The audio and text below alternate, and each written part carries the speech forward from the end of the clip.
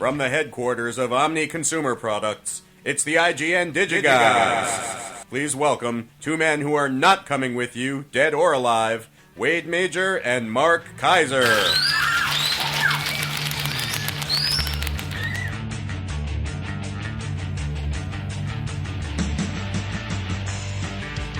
Yeah, Corey, Omni Consumer Products. Gosh, that RoboCop remake is going to suck, isn't it? I know. Hey, Corey, who sent that one in for us? That was from Alexander, not Berlika. That was stupid. Alexander from Belarus, very, very active on the Facebook page. Get with it, people. If you're not on the Facebook page, you ought to be. It's really, right. it's a lot of good discussion going on there lately. It's become a rather thriving environment. It is, but we need more people contributing. Yes, we do. More the merrier. Yes, we do. By the yes, way, Wade, what am I holding in my hand? What am I holding in my hand? You're holding the invite for Battleship. I'm holding the... Now, by the way, you realize that... Which you're not going to. Well, I was... Universal is the only studio that continues to send out paper invites. Yes, they do. Everybody else does it on email.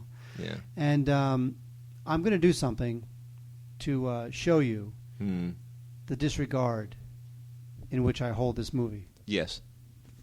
There we go. I like it. Now, why did I do that? You did it because you're not going on Monday. That is correct. Yeah, I am. But you went to Dark Shadows, and I did not. I did go to Dark Shadows. I just couldn't. I couldn't do it. I could not do it, man. I've said this before. I have no allegiance to the TV show. I do. I've never seen the TV show. I love the TV show. To both me, of them. it's either a good movie or it's not a good movie. And this is not a good movie. It was. You know what? Tim Burton must be stopped. Yeah. It's like we were saying before the show. He looks at a script and he thinks to himself two things. What funny makeup will Johnny Depp have to be in order to make this thing happen? And what production design trickery can I explore?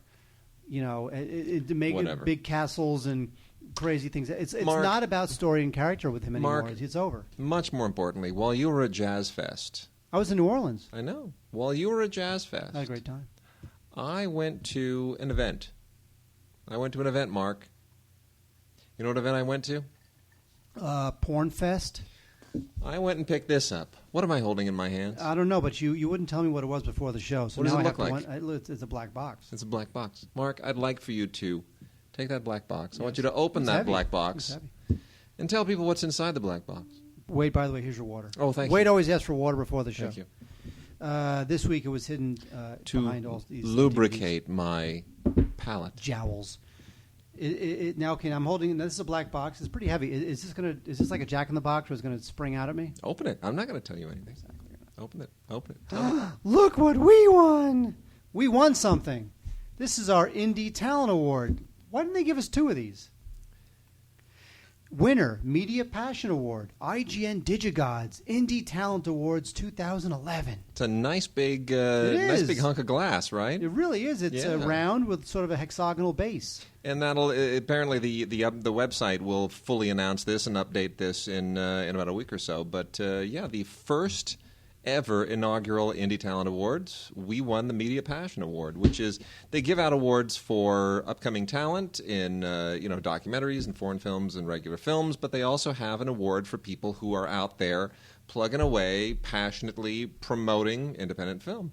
The first ever award that they have given, the first ever Indie Passion Award, to us. Now, really, go figure. Now, huh? Someone listens. And I have to say this. I had to go up and give a little acceptance speech and the whole thing. I didn't know what I was doing. But honestly, truly, to everyone who's listening to this right now, this award is yours as much as ours. You don't actually get to hold it. We do. Actually, I don't get to hold it because they only gave us one, so you get to hold it. Well, we'll trade off and on. Like if you have a great date and you want to impress her, you can put it on the mantle and point at it and say... But it doesn't have my name on it. Yeah, but... It just says IGN. It doesn't have my name on it either. It doesn't say Wade and the rest. You have it every odd-numbered month, and I'll have it every even-numbered You got it. Actually, to be honest, yeah, you can keep it. I really don't want it. I mean, if it had my name on it, sure, but otherwise you can. It's cool. It is cool. No, It's a good look, deal. look. Here's the thing. Now, We owe this to everyone who listens to the show because, frankly, if there were no one listening to this show, it would have ended years ago. But because you guys are out there, guys and girls, you participate on the Facebook page. You send mostly us guys. You send us Vox boxes, which we have. We have Vox box today, by the way. Yes, we do. Got Voxbox. And you send us emails, and you correct us when we do stupid things, and you keep us honest, and it makes the show better. I mean, it's without the fans, without the listeners, without the audience, we'd be nowhere. So this award is as much yours as everyone else's. We dedicate it to you, and we're going to be posting some pictures of it. We are? Yeah, we are.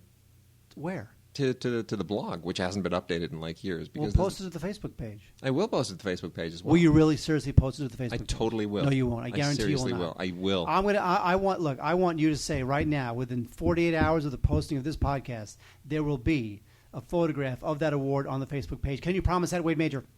I don't want to put it up until it's updated on the indie on the actual award site itself. Mm-hmm. Now it's coming. Now we see you I don't want to jump award. the gun. Don't want to jump the gun. No, you don't want to take a picture and post it to Facebook.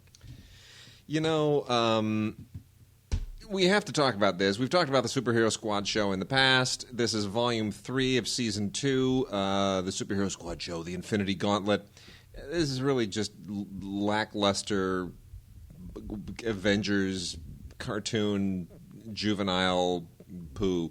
It's really not very good. But the Superhero Squad show is significant in a very strange way because the Avengers just opened with 7 or 8 million.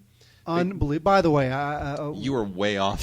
You're like, what if it's 90 million? it was. That'd be great. You know what? As I said to somebody who emailed us to call me out on it, it really was wishful thinking. I mean, I was predicting 170, and I thought I was certainly on the low end of expectations. You know, I thought it would probably go as high as about 180, but I didn't see 200 coming. I really didn't. So much. Nobody saw 200 coming. So much for superhero fatigue. But what's interesting is that 25. No, what is it? Is it 25?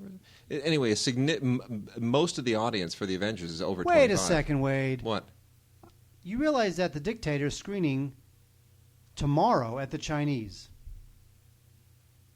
Well, too late for that.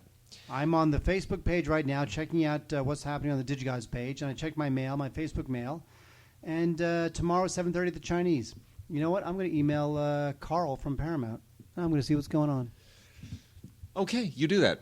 We do right now. Anyway, the Infinity Gauntlet Superhero Squad show. You know, here I'm not going to say anything about this other than the fact that if you're a real Marvel nerd, the Infinity Gauntlet. Can you hear me type? Yes, I can. I'm typing. We got a lot of stuff to cover. We got to roll through Don't this. talk about that crap. Okay, well, I'm saying this just because the Infinity Gauntlet itself in Marvel lore connects to something teasery in the Avengers. Oh my God! I'm just saying that. By the way, the way the Avengers ends, do you know what that whole thing? I don't think that's bodes? Galactus. I It's think not. that's somebody else. It is. It's like Steve or someone. Steve the alien. It is. It's Steve the alien. But it's not Galactus. But it connects to Galactus. It's a dude that I'd never even heard of before. I had to nerd out, and I realized, oh, it's the Infinity Gauntlet, the thing with the more I think about the Avengers, I have to say that I do appreciate the fact that that Joss Whedon, who I'm not a fan of. I mean, Yeah. I'm neutral on him, even though his deficiencies as a writer do crop up often in the film. Yes. I have to say that considering the amount of pressure on him to deliver something, Yep. I have to say that he delivered. He really did. He did deliver. He did, but he didn't blow it out of the park. No. It was fine. It was adequate. It was what it needed to be. At a bare minimum. Also, real quickly, as long as we're talking about animation, Happiness is Peanuts line now comes out with an all-new collection of Team Snoopy. It's fine. I prefer the classic stuff that they're releasing on Blu-ray, but this is all right. Lucy Must Be Traded, Charlie Brown, and the Charlie Brown and Snoopy Show. None of this is great Peanut stuff, but it's, completists will want to throw this into the shelf with everything else and keep their kids, occupied watching the things that they watched when they were kids. Whatever. All right, Mark, are you done typing? No, I'm saying my fellow LAFCA members tell me there's a Dictator screening tomorrow at 7:30 at the Chinese. Can I RSVP for that? Okay. Or should I say, can I RSVP, or can I just say, I want to RSVP for that? Do you ask, or you just say, I want to RSVP? I don't know. You write these emails all the time. I don't know. I just wing it. Okay. Why don't you hook up some TV while I blow through this list of PBS documentaries that are going to be so incredibly interesting to our listeners. Are you done typing yet? No, I am typing. I'm My seriously goodness. typing Paramount right now. Not going to do this on your own free time? No, I'm not. Okay. I'm going to do it right now during the show fine. because Very I'm good. angry. Because you know what? When you walked in the door, Yeah. what did I say to you? Did you get a Dictator screening yet? And what'd you say? No. And I just went on Facebook, and it turns out there's one tomorrow. Nuclear aftershocks. Has the world turned its back on nuclear energy? This is a front line, obviously mostly centering around the Japanese tsunami and the aftermath. Frontline is always really, really sharp, and Miles O'Brien does a very, very good job of kind of trying to draw a circle around it. It's not as comprehensive as I thought it probably should be, but not bad. Monster Python. This is from PBS's Inside Nature's Giants. I think pythons are absolutely disgusting, and this has done nothing to dissuade me of that opinion. This is all kind of done from the Florida Everglades, and these snakes, they're just nasty. I'm sure somebody out there will thoroughly enjoy it, but I found it kind of gross. This was awesome. This is an episode of Nova. It's called Mystery of a Masterpiece, The Forensics of Fine Art. I just realized, what am I doing tomorrow? I'm going to check my iPhone. Do I have plans tomorrow? I think you do. No, I don't. Sure you do. You've got a date with... I had a date tonight. Yeah, there you go. I really did. Anyway, no, this is really, really fascinating. This goes back to 2009, where there was a Renaissance portrait that was believed to actually be a Leonardo da Vinci work, and this is all about the high-tech imaging and kind of forensic work that they do to confirm whether or not something is actually legitimate and who did it, and it's really amazing. Like 10 years ago, this would not have been possible. It's really fascinating. Makes you wonder how you get into that work. I might want to do that. Secrets of the Manor House. This is milder stuff. Inside British country homes in the early 1900s. Very merchant ivory. Very, I guess in this day and age, we could say very. What's his name? What? Downton Abbey. I'm not on the Downton Abbey train. Yeah, it's very, very, very Downton Abbey. Anyway, I wouldn't want to live in any of these things. It's all very Edwardian and whatnot. But it's nice art direction and set direction and whatnot. Mark, you said something to me just before the show, which was utterly bizarre. It was the strangest non sequitur ever. I did? Yes, you did. Do you remember what you said? No. That's what you said. Oh, sperm whale. And then you said, what are you talking about, sperm whale? Yeah. And then... Why'd you say that? Because we have a DVD called Sperm Whale. Oh, so you just read the DVD. Indeed, I did. Okay. Well, this is from Inside Nature's Giants as well. Much more palatable than the disgusting Python show. It's a little bit twisted. You get into the anatomical dissection of these things as well. But I like sperm whales because Moby Dick was a sperm whale. Or rather, an artificial sperm whale. Anyway, you ever had a problem with the fact that they're called sperm whale? I don't know why. Why are they called sperm whales anyway? Well, you kind of find that out here, actually. These things are amazing. They really are. They're just different in the world of whales, not just because they look different from other whales, but they have capabilities that are just dazzling and extraordinary, and how deep they can go, and it's really pretty amazing. So that, I thought, was interesting. We talked some weeks ago about some of these Lydia shows. Lydia is kind of like the Russian Martha Stewart. I'm making Martha Stewart cookies over the weekend. Oh, that's lovely. I want you to know that. She used to be a model, Martha Stewart. She was like a Vogue model or something once upon a time, and then she reinvented herself as like a domestic diva. This is called Lydia Celebrates America. Weddings, something borrowed, something new. And these things are, whoop-de-doo. It's all very cross-cultural, Martha Stewart-ish light. And I'm more interested in the food than anything else, to be honest.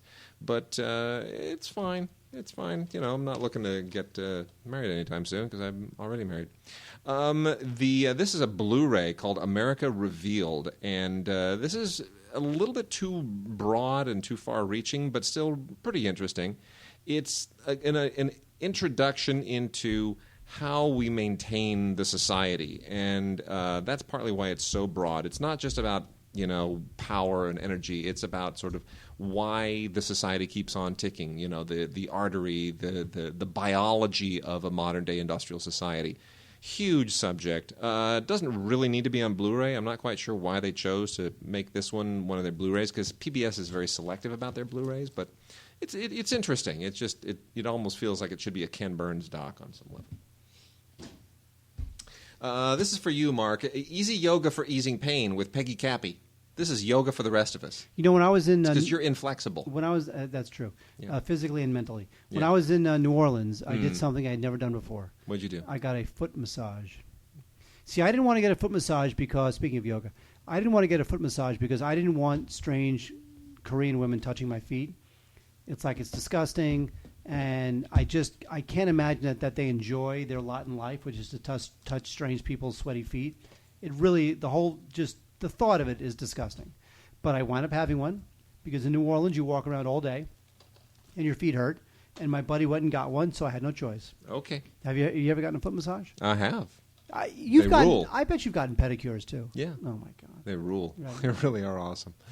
They're just amazing. It was pretty cool. Yeah. I mean, it hurt a lot. Now, if it hurts, I kept making these little these grimaces. And I'm wondering if it hurts because I'm not used to having a foot massage or because it's triggering a foot massaging vortex of something that what? Which leads me to say, speaking of feet, why do all of these horrible Siamese twin connected at the head thing happen in the third world? Is it like toxins that they have, pollution? What's going on? I'm sure there is something in whatever they eat, whatever they drink, whatever they breathe in that triggers abnormalities. Well, anyway, PBS is separating twins, an episode of Nova. You like how I transitioned from your feet to connected at the head? I was kind of wondering why you asked that, yeah, actually. That's why. This is the story of two girls from Bangladesh who were connected at the head, and this is all about the amazing medical effort to save their lives, and it took years, man, but they're gorgeous little girls. They're just adorable, and I'm thrilled that they're alive, and this is a modern medical miracle. Kind of nasty at times. It's not the easiest thing to watch, but it is very humanistic in the end, and you're glad you watched. But I'm just warning people, American Experience, Jesse Owens. This is great. People today forget what an amazing guy Jesse Owens was when he was just 22 years old at the Berlin Olympics before Hitler, when he just unleashed on the world, and it was a triumph for America. It was a triumph for the free world. It was a triumph for Black Americans. It was really an amazing moment.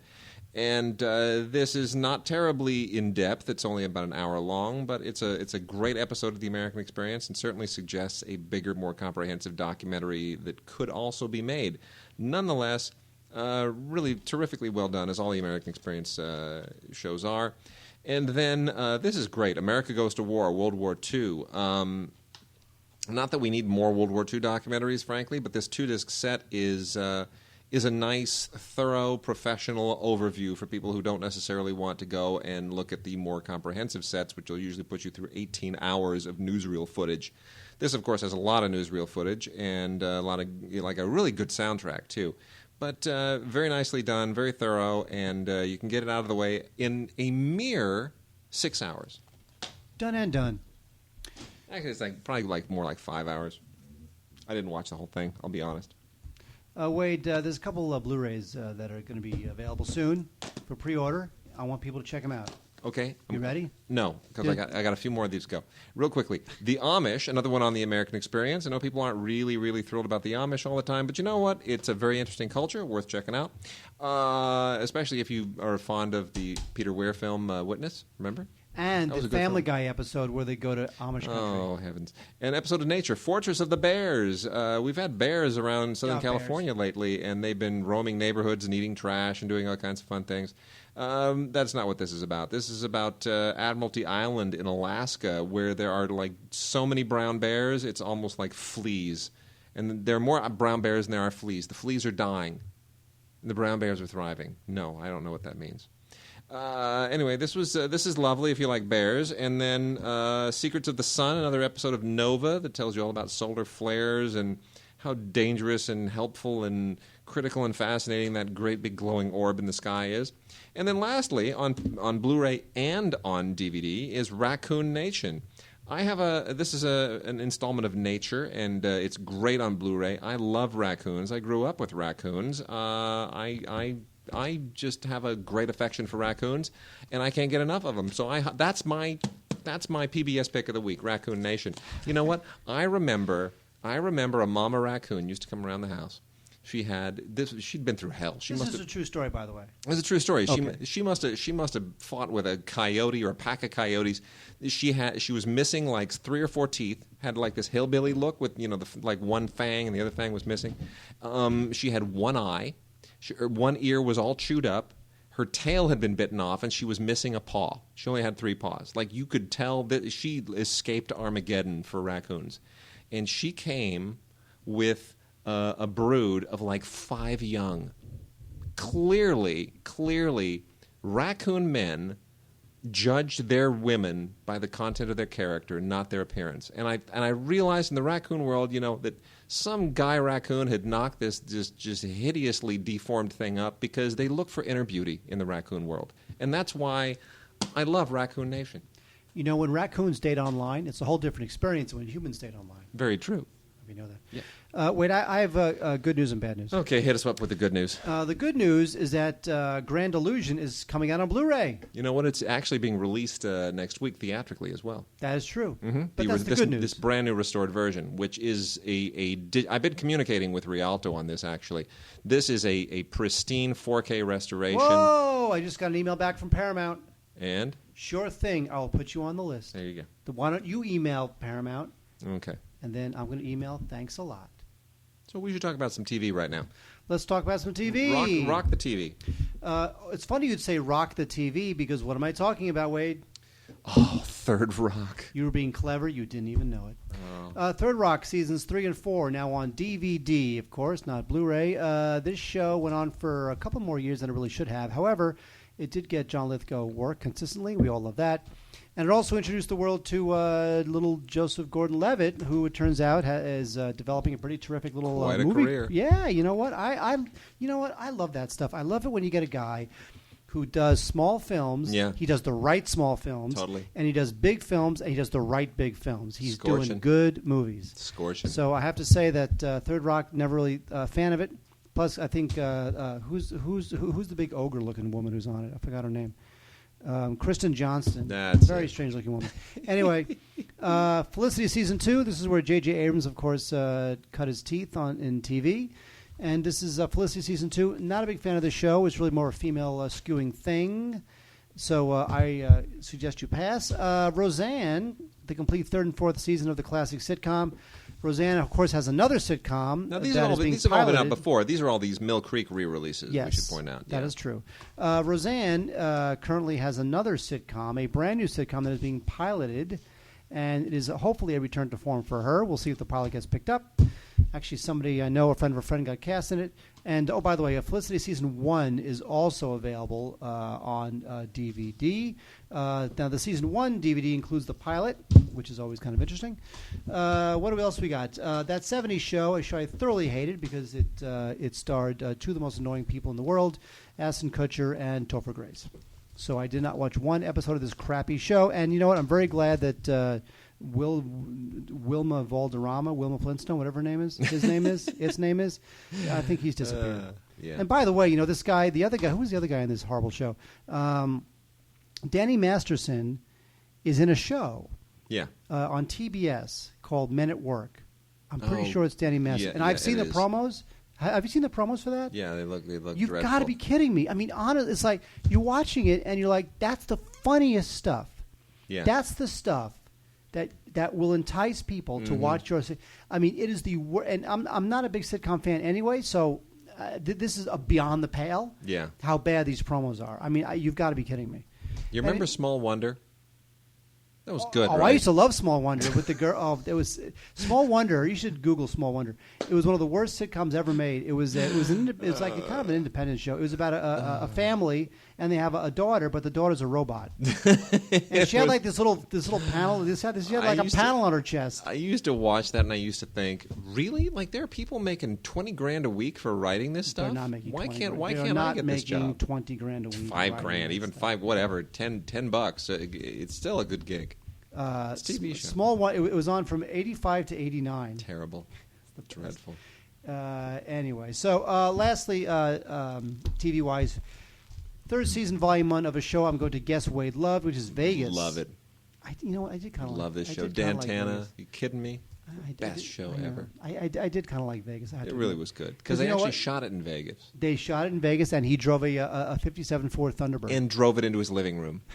That was the best. That was the best. That was great. I mean, the shows in the 70s were so good. Robert Urich, man, he just the garage opens, he drives it in. There's his office. There's his house, wide open. No separation between the garage and the rest of the house. Beautiful. Oh, it's the best. Anyway, Vegas season 3, volume 1.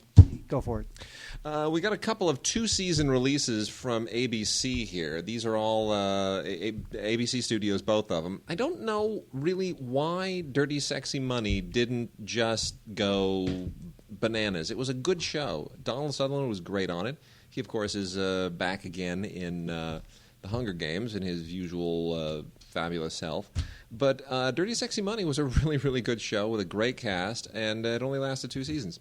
And they are both out now on DVD. And this was almost like a dirtier, nastier version of Dynasty and Dallas. It just it was dirtier, sexier, and moneyer. Yes, it was. It sure was. But I really enjoyed it. I thought it was well written. I thought it was a terrific cast. I thought it really it was different, and I for whatever reason, people just didn't respond to it, which was strange. But anyway, you can at least get 2 seasons of it.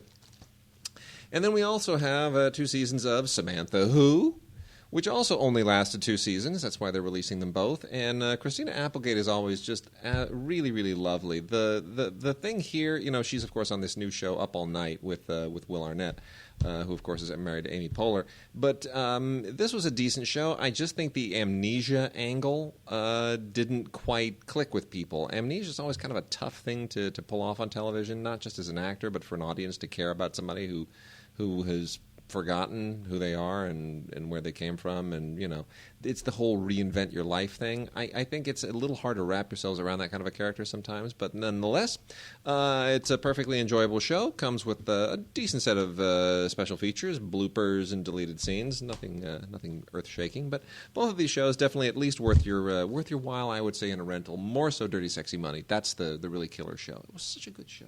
That's the Rizzle. Is that the Rizzle? That's the Rizzle. And wait, I didn't get a chance to tell everybody what's coming out on Blu-ray.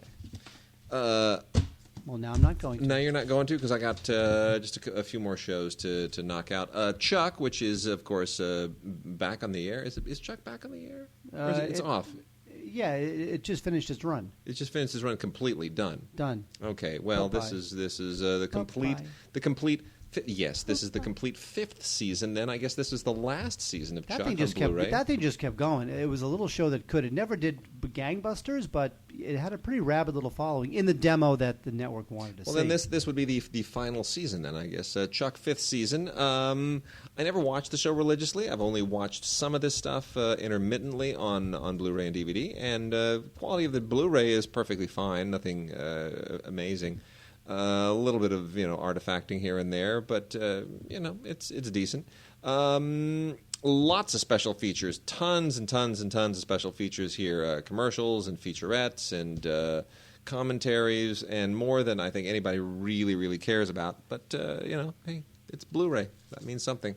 Got a great thing here. The Big C, the complete 2nd season. This is a terrific show on Showtime with Laura Linney. It is starting a new season on Sunday nights, and Laura Linney is a great actress. I'd prefer to see her in features, but I'm thrilled that she's got a great TV show going and that it's a hit. This is, of course, yes, it's about cancer, but it's just a tremendous show, and it has a great cast, and Hugh Dancy's great on it, and Alan Alda's great on it, and bravo. I'm glad that Showtime and HBO just keep kind of setting the bar higher and higher for television. Fantasy Island, the complete 2nd season. I loved Fantasy Island. And this is, you know what? This is just really, really, really great nostalgia. This is 25 episodes. And Hervé Villechaize, I miss that little guy so much, man. I miss him so much. He was so funny. What was he really going to do? Like, what kind of TV career would Hervé Villechaize really have if he lived to be in his 60s? You know who's on? What would he do? I don't know. There's no more Love Boats or No. Fantasy Island sort of shows for him? Honestly, check out some of the guest stars from this season. This is the complete second season of Fantasy Island. Michelle Pfeiffer shows up on here. Wow. Mamie Van Doren. Don Knotts. What? Janet Leigh. What? Tony Tennille. What? Roddy McDowell. John Astin. Cassandra Peterson. Elvira, right? Sonny Bono, who, of course, was on a million episodes of Fantasy Island and Love Boat. And Love Boat. Remember that episode, Love Boat, where he falls in love with the deaf girl? With a boat. And has to learn how to do sign language? That was so touching. That was the best. That was great. Shows are Can't believe terrible. You know what? If we really watch an episode of Love Boat right now, this moment, Oh, I'd be so happy. we'd laugh, but we'd know it was terrible television. And then there's this compilation DVD called Love is on the Air, which has seven single episodes from shows that really just have no business being on one DVD together. Patty Duke Show, Father Knows Best, That Girl, Leave It to Beaver, Ozzie and Harriet, Why would you buy Hazel, Dennis the Menace. It's just, you know what, just to kind of get a dose of 50s, 60s television kitsch, I guess. If that's any more than $5.99, it's too expensive. Can I tell you what's coming out on DVD? It's very Go exciting. ahead. On Blu-ray. Rock it. Very You exciting. rock it.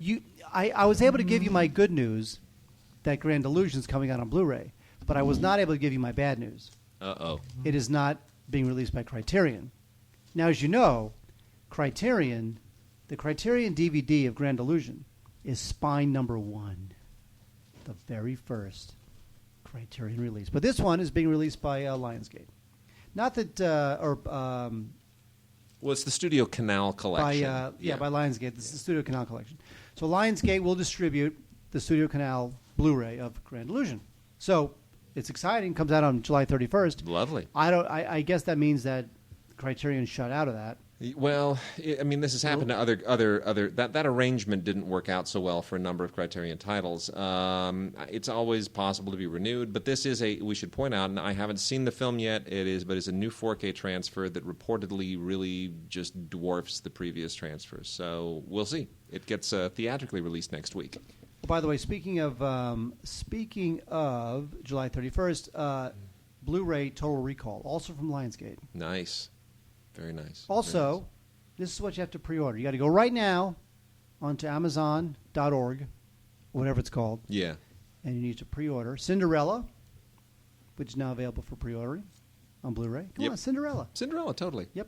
Right on. Also recently announced as available for pre-order, which I recommend. Wade may not recommend. This is what I recommend. Grosse Point Blank and High Fidelity. Oh, yes. Yeah, Grosse Point Blank, High Fidelity. And that's pretty much it. All right. I'm going to mention just two quick titles, and then we're going to go into our Vox box. Then we'll wrap up with whatever else we can jam in before the end of the show. But we didn't get to talk about this when it was released previously, but The Man from Snowy River is now on Blu-ray, courtesy of 20th Century Fox. This is a perfectly middling 20th Century Fox Blu-ray release, which is to say it's not going to wow you. It's a little pale. It's a little dusty, more dusty than just the dust in it. This is, of course, a great, Australian Western directed by the other George Miller. Must really suck to be the other George Miller. No, not the guy that does the Mad Max films. The other one. You realize the guy that did The Aviator. The Mad Max, the new Mad Max film, it's happening. It's on I know. with Tom Hardy. I know. I love Tom Hardy. We love Tom Hardy. Guy's awesome. Totally. Now, did you Why think wouldn't they let Mel Gibson be in that one? I mean, it's not like people don't love him. I don't know whether they're going to. I mean, I'm not sure whether he would. Exactly. We all love. He's too old and crazy. Well, honestly, I was no. Well, I was It's not curious if they would have him on and then either kill him off gonna or happen. something like Nah. He blew his chance. He was attached to it years ago, and then he blew his chance, and then he went crazy, and now he has temper tantrums and on people's kids' recordings and iPods. It's madness. But anyway, so that's out there. Man from Snowy River. It's finally on Blu-ray, but it should be a better Blu-ray, but unfortunately this is all there is. And then for horror fans, there is 11/11/11, The Prophecy. This is from the director of Saw 2, 3, and 4. And you know what? I don't know. It's I'd like to like this more, but it's well, you know, sometimes they just come up with stuff that just for the sake of making a horror film, they just come up with stuff that just makes absolutely no sense whatsoever. And the attempt at finding some kind of meaning to the number 11 just because it looks good on a box title, it just seems like a strange mythical stretch to me. But nonetheless, you know, it's better than most of this straight-to-video horror stuff. And even though they really make an effort at stretching it out, you know what? If you're looking for cheap horror and you don't want to hit the bottom of the barrel, 11-11-11, The Prophecy, might as well. It's, you know, nothing unique. All right, Mark, Voxbox it? Wait a second. You can't Voxbox it until I sing the song. You ready? I'm ready. It's Voxbox. Hey Mark and Wade, Chris from Albany, New York here. Now I only started getting into film maybe 3 or 4 years ago, and I started out mostly watching films that are off the beaten path, especially foreign and indie films. So as a result, while I've seen a ton of great films, I also feel like I've missed out on a lot of important classics that I probably should have seen by now. Case in point, I only saw Casablanca a few weeks ago, and I'm still trying to find time to watch the Godfather trilogy that's sitting on my shelf. And as a corollary, the more I listen to podcasts like yours, and the more films I watch, especially those that are either classics in their own right, or ones like Hugo, or The Artist that pay homage to said classics, the more I find I want to learn about film history. So that finally brings me to my question. What resources, books, websites, podcasts, whatever, do you recommend for someone like me? Resources that would perhaps give a good overview of film history, as well as a list of important films, essential viewing, if you would, for any self-respecting film fan. Oh yeah, and if these resources are cheap or free, all the better. Looking forward to a response. Thanks. Absolutely great question from Chris Tsai. Thank you, Chris, for a very sincere and a good question. You know, it's funny because with the internet, the resources are so much richer and deeper than they were like when we were in school, when we only had books and there was no such thing as the internet. But we had microfiche. Yeah, microfiche that had issues of the New York Times from 1892. That was helpful. Oh, I love that stuff. You know, it's a good question, and I'd have to say the best stuff is really still on books. I mean, just about anything you get individually on films on Criterion Collection DVDs is going to be great because Criterion always contextualizes their films. You'll get radio broadcasts and featurettes and old commercials and commentaries and essays and things that sort of put the films in their proper place. And the one thing that I used to always, when I taught film history, so briefly, I emphasize that every film, to read a film, you have to understand that it has not only text and subtext, but context. You have to understand where it fits historically. So I would start by saying go to filmsite.org, filmsite.org. It's one of the better attempts at doing kind of a comprehensive site, but don't necessarily take that as sort of the end-all, be-all. I would say still books are going to be, some great books are going to be your best resource. I'll say I'll kick it off. I'll recommend a book. Recommend a book. Because the thing is with movies, there's two things to consider when you're learning about film. What movies are good and why they're good. What made them good. Yeah. And in order to figure out what makes a film good, you got to learn about what goes into a good movie. Sure. What is good editing? Sure. What is good directing? I love the Alexander McKendrick book on filmmaking. Alexander McKendrick, of course, directed Sweet Smell of Success, and he taught for many years. I have that book, and I think it's terrific. That's one of my favorites. One of my favorites, I have two that are on filmmaking. Sidney Lumet's book is great. Yeah, Making Movies. I have that Movies, too. Absolutely terrific. Yep. And another one that's one of my favorites is from the Indian director Satyajit Ray, which is Our Films Are Their Films. Basically his memoirs and his studies and essays and analyses of films, Western and Indian. That one's out of print. You may have a hard time getting that. You could probably find it at a library somewhere. Our Films, Their Films by Ray, R-A-Y. The Power of Film by an old professor of mine, Howard Suber, is a great book on just his essays, and Suber has such a great way of looking at film. From a standpoint of film history, the one that I used as a textbook when I taught, which is still really good, is A History of Narrative Film by David A. Cook. That's a little bit outdated now. I think the more recent one is Film History. Film History is a good one. By Kristen Thompson and David Bordwell. That's also really, really, really good. Now, David Bordwell has his own blog. Yes. And if you really want to read, really get into the weeds Yeah. in terms of film, Yep. you should read, as they call him, The Good Dr. Bordwell. Yep. And lastly, I was one that David Bordwell and Kristen Thompson also wrote, which was a textbook of mine when I was in school, which is regularly updated as well, is Film Art, an introduction. So any of those are just going to open your world in wonderful and beautiful ways. But, of course, at the end of the day, you got to watch the movies, and they've never been more readily available than they are now. You know what's funny? When you think of the movies that are considered... When you go to the AFI website Yeah. and you read the movies that they considered, the top couple hundred, the sad part is in the top, I think, 100 or like the top 75, only 2 were made in the 90s. Yeah, that's Everything sad. else, the 40s, 50s, 60s, 70s, Yeah. 80s. It's true. And, that's Silence of the Lambs and Schindler's List. Those are the only 2 from the 90s that Sad. made the list. Everything else, Sad. including number 1, which is Citizen Kane, Yep. is the 40s. Sad. And it's just really sad because you know what? Literally, there will not be a movie from the 2000s No. in any list of the best films of all time. And does it's not impossible. Well, there are some that I truly love, but I don't know that they're going to make that list. Yeah. You know, That's just not how the I system mean, The works Artist anymore. and Slumdog. I mean, there's some good ones, but Yeah, but I don't know that that's one of the top Yeah. 100 films ever made. It's just not how the system works anymore. Going to get into some new movies now. We were not sent the Blu-ray for The Girl with the Dragon Tattoo, the new one. They ran out, and we obviously were not on the priority list. Boo-hoo. But they did finally send us the DVD, and it's good. I can't imagine what the Blu-ray looks like necessarily, but if the DVD is any indication, the Blu-ray must be spectacular. They have this eco packaging, which always drives me a little bit crazy with major releases. It's like, okay, I get it. You're trying to set an example, but really, it's not going to make that much difference. But Sony did a very, very good job with the transfer. And threw on a whole lot of very, very cool extras. The menus are really cool. Fincher's commentary is better than the movie, frankly. I still think this is a completely unnecessary remake, but very, very nicely put together, very nicely mastered. And on Blu-ray, what I can talk about on Blu-ray, the Blu-ray DVD combo of Joyful Noise, which features the inexplicable and totally bizarre combo of Queen Latifah and Dolly Parton.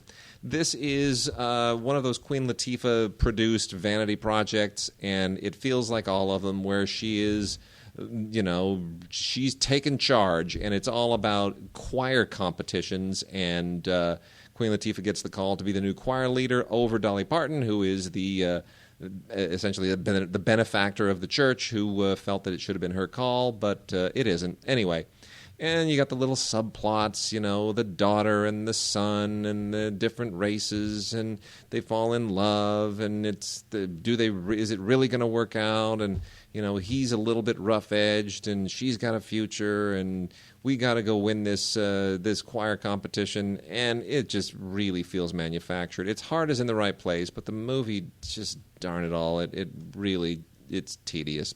So someone's going to love this. Someone's going to feel like this shaggy dog needs a home, but I'm not one of them. Keke Palmer, though, I like her. Remember from Akeelah and the Bee? She's Latifah's. She played the bee. Yeah, exactly. The Vow is out on Blu-ray, and The Vow is with Rachel McAdams and Channing Tatum. This has sort of the look and feel of a Nicholas Sparks kind of a movie. In the film, what's her name? Rachel McAdams is married to Channing Tatum. She gets into an accident, falls into a coma, and she wakes up with the last 5 years of her memories totally gone, and now they have to re-fall in love because Channing Tatum's now married to a stranger. It's just a soppy, hapless, lame little date movie that girls might fall for. Frankly, I didn't care about anybody in it. I didn't care about any of the characters. It seemed like Wade was saying about Joyful Noise, very manufactured. It's funny how they say based on true events. Yeah. I'm not a fan of this movie at all. It does have deleted scenes, a gag reel, director's commentary, 3 featurettes, so it's not a bad Blu-ray, but the film itself is just really for the Just for it's for people who cry at TV commercials. A couple years ago, Gary Marshall kind of resurrected himself a little bit with Valentine's Day, sort of an omnibus film where a whole bunch of celebrities showed up for 3 days of work, and they put it all together and made a movie. Now we have New Year's Eve. All the same people. With Gary Marshall again, and it is just as bad as the other one. Actually, this is, I think, worse. Although it has an all-star cast, the horrible Ashton Kutcher, Lea Michele, Halle Berry, Hilary Swank, and, of course, for some reason, Robert De Niro. Mm-hmm. And it all takes place on New Year's Eve, and it's all very ridiculous, and it is all not recommended to be viewed on New Year's Eve or any other eve. I'm going to dispense with this next one very, very quickly. I just want to say Tim and Eric's billion-dollar movie is an abortion that never, ever should have been made. I don't know why these guys are considered funny. They are horrible in a feature film, and despite the fact that everyone and their uncle makes a cameo in here, Will Ferrell and Jeff Goldblum and John C. Reilly and on and on and on and on. I mean, there's like 30 cameos in here. It doesn't pump this thing up. This is just stupid. It's endlessly stupid. They have $1 billion to make a movie, and they blow it all and have nothing to show for it. Big freaking deal. This is like if Strange Brew were not a funny movie. It's horrible. I don't know why this exists, much less I don't know why it's on Blu-ray, for crying out loud. These guys they're insane. Slightly more appealing is Flicka, Country Pride. This is for people that like country music television. It's got Clint Black and Lisa Hartman Black. Gee, are they married? And it's an attempt to take the whole My Friend Flicka thing and reintroduce it for a new audience. If you remember My Friend Flicka, that was an old movie with Roddy McDowall as a kid. All about the love of a horse, and these glowing horse movies show up every once in a while, and the Black Stallion, and on and on and on, Seabiscuit, and this is fine. It's perfectly satisfying family film. It's not going to offend anybody. It's not going to enthrall anybody. It's on DVD and on Blu-ray. Nothing to wow anybody, but it's innocuous, and if you're just looking for something that won't scar your children for life, I suppose it'll do the trick. Mother's Day. Good grief! I don't even know where to begin on this thing. This movie just simply doesn't work in any way whatsoever, and this is also from the Saw team, and it's got a lot of the same problems that 11-11-11 does. Same director, by the way, but it shouldn't be a horror film. That's the problem. I had to talk about this on radio last week, which means it was being released theatrically last week, and now it's coming out on Blu-ray just a week later. That tells you something.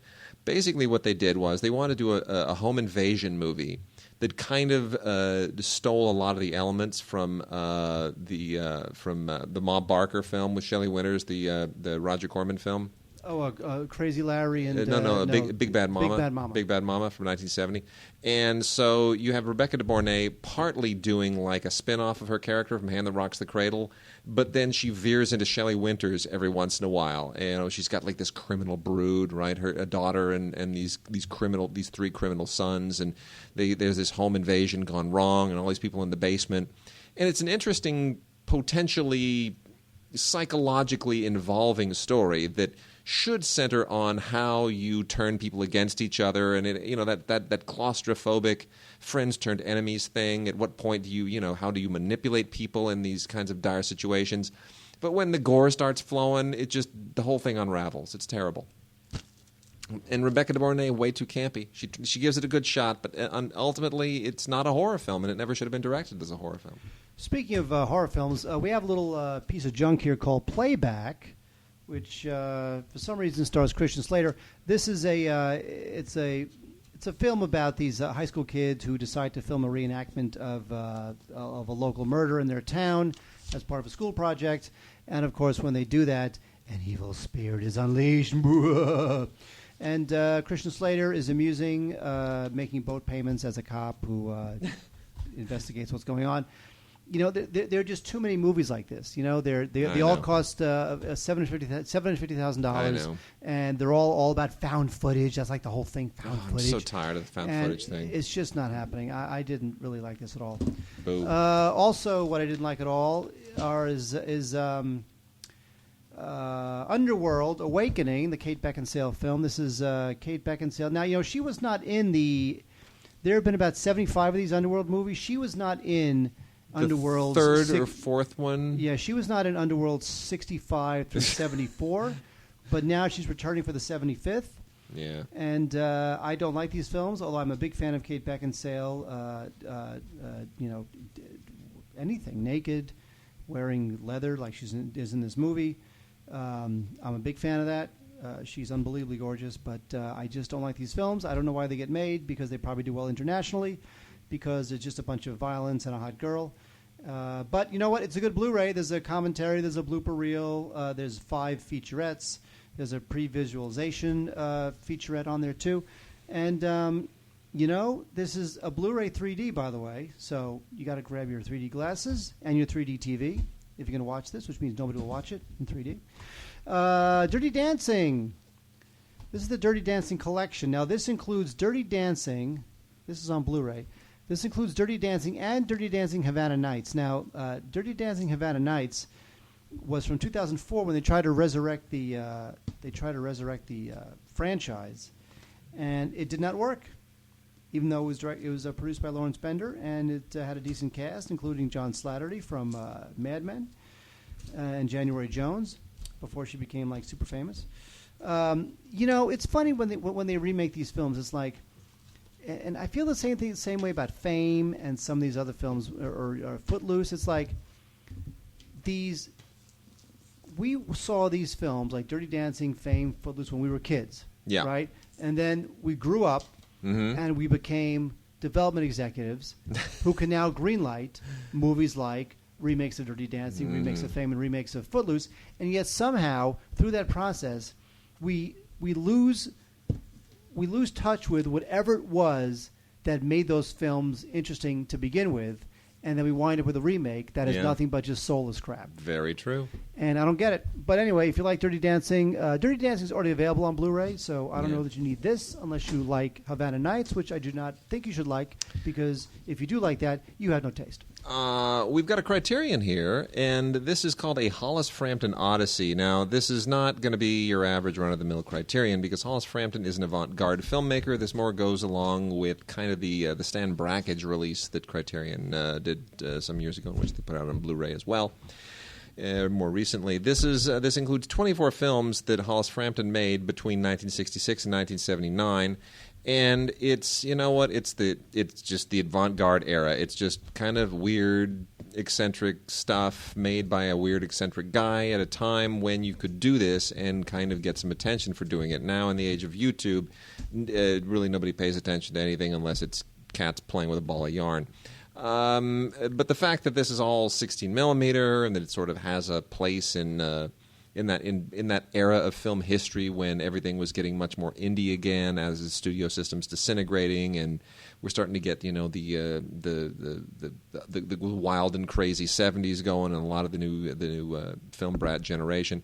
So I mean, there's some interesting stuff here. There are selected commentaries from Hollis Frampton on some of the films, which are interesting, but normally it's not really my kind of thing. But it's a Blu-ray. It's got a place certainly for people who are interested in that type of filmmaking. But again, this is much more marginal Criterion. This is not like, oh wow, film school in a box, got to watch it. And then we also have, as part of the 100th Anniversary Collectors Series from Universal, which is going on and on and on and on for the rest of the year. Going to get a lot of stuff as part of that. Everybody's ripping off the Warner Brothers Blu-ray book approach, where you take something, put it in a digipack, put some printed pages in it, and it's you charge $5 more. And they have done this now with Pillow Talk, the wonderful Rock Hudson Doris Day film that I absolutely adore. And it is a great Blu-ray. It really, really does look good. It's colorful and pastel-y, and really captures all the kitsch of that era, that whole groovy yet sort of chaste romantic comedy that it's like a step beyond the 30s and 40s. And I just think the Doris Day Rock Hudson movies are just a whole lot of fun. I really enjoy them. A lot of great bonus features here, mostly stuff that you've already seen and heard on the previous DVD release, but that's okay. Go pick this one up. It's definitely a good upgrade, and the Blu-ray book aspect to it, not really that big of a deal. This also includes the DVD, by the way, which is no big deal, but get it for the Blu-ray. It really is very nicely done. Very nicely done. Yes, Wade. Shall I talk now? Yeah, go ahead. Rock on. Speaking of rock on, we got some music.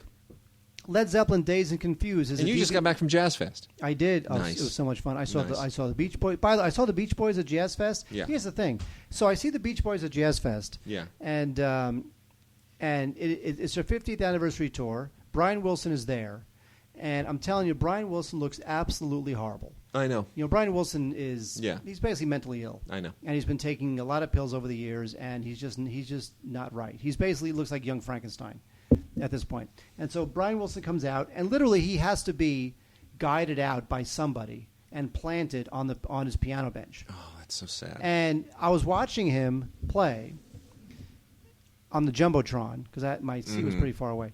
And I realized something, which is that Brian Wilson is actually not playing the piano. You can tell, you can see on the Jumbotron Really? that his fingers are barely touching the keys.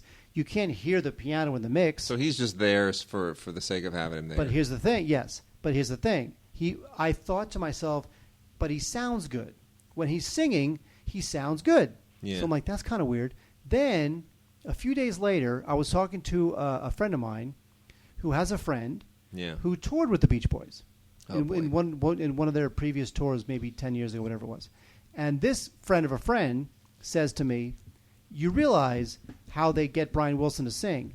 Brian Wilson is singing, but his microphone is potted down, and one of the band members who sounds just like Brian Wilson is the one actually doing the singing. Oh, my gosh. And this came from a friend of a friend who toured with the Beach Boys. That's unfortunate. Anyway, so yes, I was at Jazz Fest. All right, now that I've wasted 5 minutes on that, let's talk about Led Zeppelin, Dazed and Confused. This is a documentary put out by Cinema Epoch about Led Zeppelin.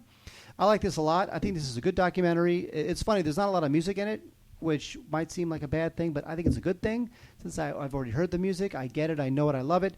I want to hear the band talk about how they came together and talk about John Bonham's death. And there's some fun stuff with Peter Grant talking about dealing with promoters and whatnot. This is a really good document. It's not definitive, but there's not a whole lot of documentary material on Led Zeppelin, so I'll take this. I think we did we not talk about this last time? The B-52s with the Wild Crowd in Athens, Georgia. This is a February 2011 show done on Valentine's Day. This includes all their classic hits, including Sweet. Including Love Shack and Rock Lobster. Got all that. I love the B-52s. You I really do. do. I do. Speaking of which, similar time, Talking Heads Chronology is a terrific DVD where you get the Talking Heads performing Psycho Killer, Life During Wartime, Burning Down the House. Lots of great stuff from Talking Head. I wish it was on Blu-ray. It's just on DVD. And this spans the years, by the way. Two performances from 2002, 1980, 1975 from CBGB, which is great. You know, so Talking Heads Chronology, good stuff. There's no one like David Byrne today, is there? We just don't have any more David Byrnes. That is true. Jeff Healey, live in Belgium. This was shot in July of 1993 at the Piers Blues Festival in Pier, Belgium. And this is great. Everyone loves Jeff Buckley. Everyone loves Jeff Healey. As you know, he is blind, but he's an amazing guitarist. And you get all of his big hits there: Angel Eyes, Lost in Your Eyes, Evil and Here to Stay, The House of Love Built. Really good stuff from a great guitarist, Jeff Healey. Why did I say Jeff Buckley? Not sure why. You were thinking of William F. Buckley. Probably. From Straight to Bizarre, Zappa, Beefheart, Alice Cooper, and LA's Lunatic Fringe. This is a very interesting documentary all about these crazy bands that came up in the 1960s and mainly the late 1960s. Captain Beefheart, Frank Zappa, really great stuff that came up on like Verve Records, Bizarre and Straight labels. You know, the manager Herb Cohen, who sort of saw these acts. The theme to this is that music was better 20, 30 years ago. It was definitely stranger. I'll tell you that much. But there's a lot of great interviews in it, and it's called From Straight to Bizarre, Zappa, Beefheart, Alice Cooper, and LA's Lunatic Fringe. Great stuff if you like that era in music history. Woo! Nicely did done. I talk my mouth off? Yeah, something like that. All right, that's it. We're done. Go ahead and send us VoxBox submissions or emails at gods@digigods.com. Please join the Facebook page. We'll see you next week.